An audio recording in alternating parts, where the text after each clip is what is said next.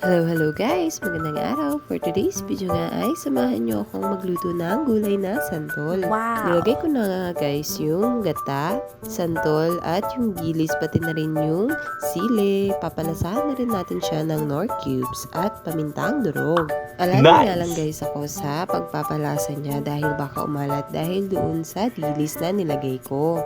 Kailangan tansya-tansya lang guys. Ayan nga po at natuyo siya agad dahil inabsorb agad siya ng santol. Yes! Antayin nga lang natin guys na matuyo talaga siya at saka natin ilalagay yung pinakakakanggata. Wow! Wala na nga kaming stock ng siling haba kaya yung sili na lang ng mga nanay ang aking nilagay. Kahit maliliit pero maanghang din talaga siya. Masarap nga dito sa gulay na santol pag maanghang talaga. Ayan nga po at lalagyan ko na rin siya ng magic. Yan nga talaga ang lagi kong ginagamit pampasarap ng aking mga nilulutong ulam. Ayan nga at nilagay ko na yung kakanggata.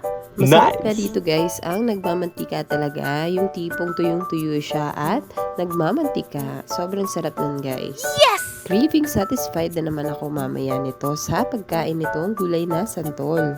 Kung nasa probinsya ka nga lang ay mangunguha ka lang ng santol sa paligid.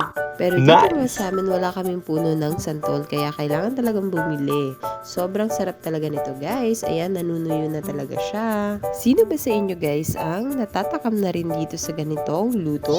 Ayan lang guys, hanggang dito na lang po ang aking munting video. Salamat sa panonood hanggang dulo. Maraming salamat po sa patuloy na suporta. God bless!